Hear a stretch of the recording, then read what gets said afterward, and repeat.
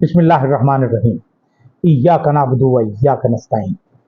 Rabbi इश्रह ली सदरी व यस्सिर ली अमरी वहलुल उक़दतम मिन लिसानी यफ़क़हू क़ौली। सदक़ल्लाहुल अज़ीम। एमटीएल टीवी के साथ मैं हूँ एमटीएल यानी मोहम्मद तस्लीम लगा।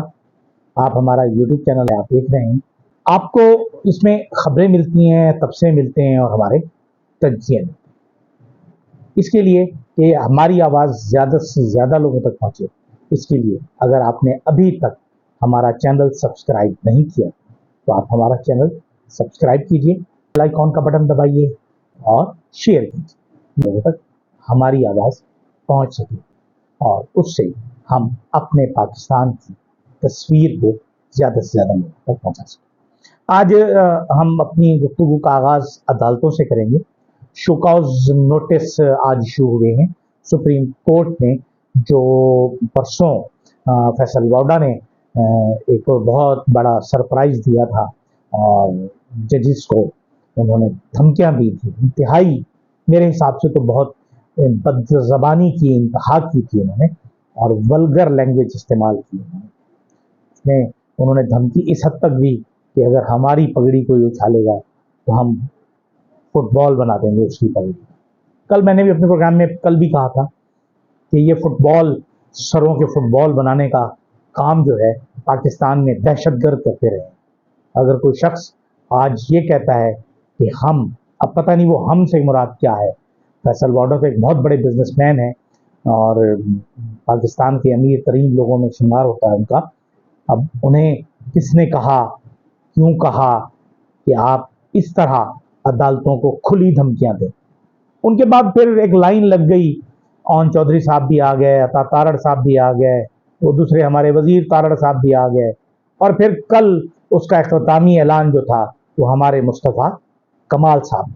अब अगर इस सारी चीज़ को हम देखें, इस पर गौर करें, इस सीक्वेंस को चेक करें, तो ये वो लोग हैं जिनका ताल्लुक एक ख़ास पार्टी से, और वो ख़ास पार्टी से के ज़रिए, उसकी ताकत के ज़रिए, उसकी हिमायत हासिल करके वो हुकूमत में घुसना चाह रहे हैं। दो ग्रुप हैं इसमें, एक तो अता तारड़ वाला ग्रुप है जो है ही हुकूमत का और वो इस कज़िये से अपना फ़ायदा उठाना चाह रहे हैं, और दूसरा वो ग्रुप है जो हुकूमत में घुसना चाह रहा है, हुकूमत का हिस्सा बनना चाह रहा है, वजारतें लेना चाह रहा है, जिसमें ओन चौधरी हैं, जिसमें फैसल वाडा है। तो ये वो लोग हैं जो धमकियां देकर किसी की का माउथ पीस बनकर वो इस सारे अमल में दाखिल होना चाहते हैं। दूसरा, फिर आज एक केस था इस्लामाबाद हाई कोर्ट का, जो तौहीन अदालत का केस था और उसमें सीनियर वजीर मरियम औरंगजेब पेश हुई और उन्होंने दरख्वास्त की कि मैं जजिस से चैम्बर में अलग से बात करना चाहती हूँ इस मामले पर। तो जजिस ने मना कर दिया, उस बेंच ने मना कर दिया। उन्होंने कहा जो बात आपने करनी है वो ओपन कोर्ट में करें, और ये बहुत अच्छा फैसला, बहुत अच्छा, क्योंकि पाकिस्तान मुस्लिम लीग नून जो है वो वही जमात है, मुश्किल में होती है तो पाँव पड़ती है और अगर मुश्किल से निकल आए तो गिरेबान में हाथ डाल देती है, गले पड़ जाती है। ये यही तरीका था कि आज पाँव पड़ने का तरीका था मरियम औरंगजेब का। ये बहुत अच्छा किया। अब ये चूँकि तौहीन अदालत का केस है कि जी इंसदाद दहशतगर्दी की अदालतों के लिए कुछ जजेस के नाम अनाउंस किए हुए हैं, जिनके नोटिफिकेशन गवर्नमेंट ने करने हैं, वो नहीं कर रही, तो इसके लिए पूछा जा रहा है। और फिर उन्होंने जो इलेक्शन ट्रिब्यूनल्स हैं उसके लिए कुछ नाम अनाउंस किए हुए हैं पंजाब के लिए, उनके नोटिफिकेशन नहीं हो रहे इलेक्शन कमीशन की जानिब से। इस सारे कज़िये में ये जो खेल आ रहा है ये एक्सपोज होता चला जा रहा है कि इसमें कौन कौन लोग शामिल थे। ये जस्टिस बाबर इफ्तिखार जो एक उन्होंने साबित किया कि उसूल के साथ ही रहना है मैंने, मेरे लिए कोई पार्टी, कोई इस्टेब्लिशमेंट, कोई ग्रुप अहम नहीं है, मेरे लिए कानून और उसूल बहुत अहम है।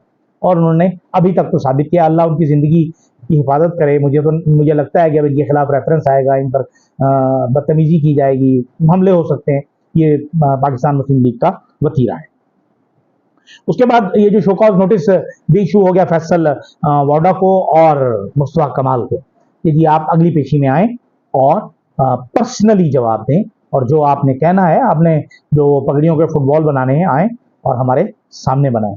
और मुस्तफा कमाल भी यकीनन मिनिस्टर बनने के चक्कर में हैं, इसलिए उन्होंने ये जो कुछ हर्जा सराई की वो की।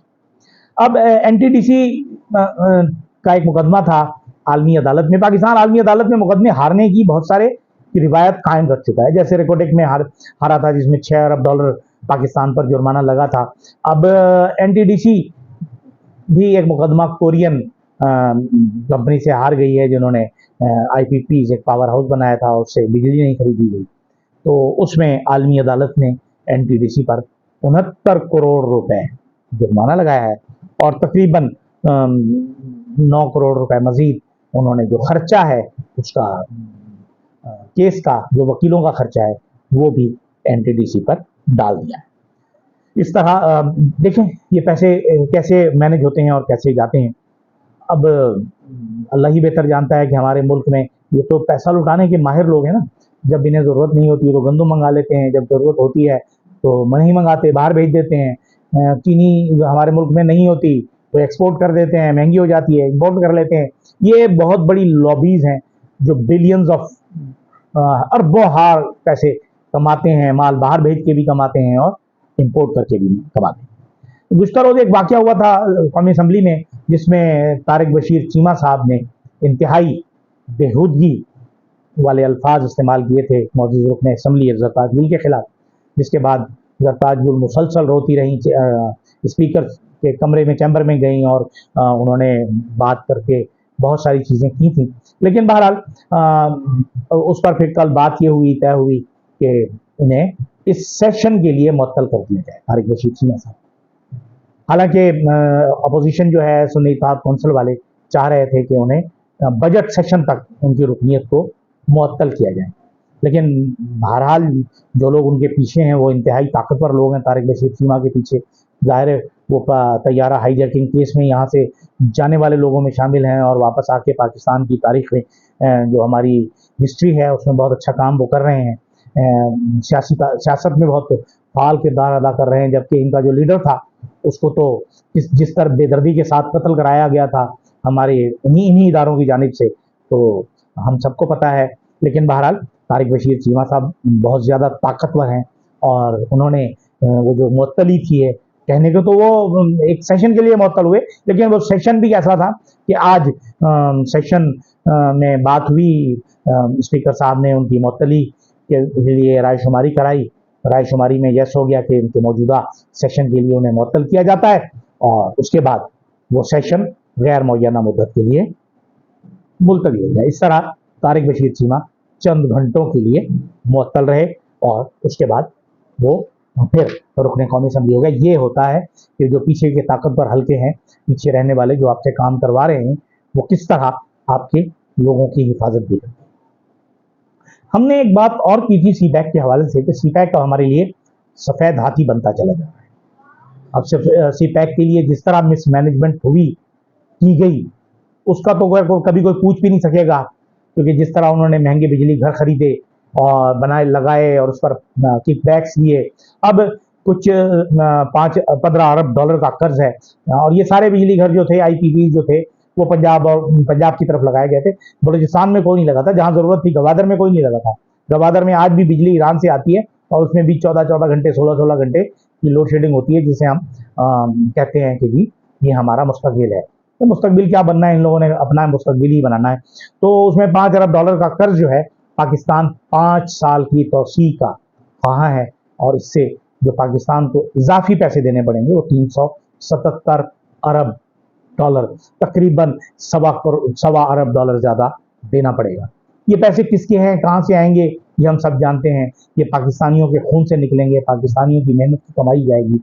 इन जो बेहिस लोग हैं, हमारे हुक्मरान हैं, जिन लोगों ने आज बड़े बड़े दावे करते हैं नीलम झेलम प्रोजेक्ट को क्यों हुआ और लेट क्यों हुआ। भाई आप ही लोग कमीशनें खा रहे थे, आप ही लोग हुक्मरान थे, और जब आप कमीशनें खा रहे थे तो उस वक्त आपको पता नहीं था।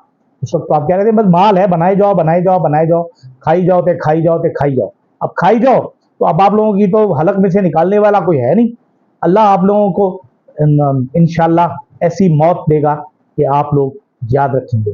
दुआ है पाकिस्तान इन जंगलियों के, इन दरिंदों के शिकंजे से बाहर निकले और तरक्की के रास्ते पर सफ़र शुरू करे, और हमारे ताकतवर हल्के अल्लाह उन्हें नेक हिदायत दे।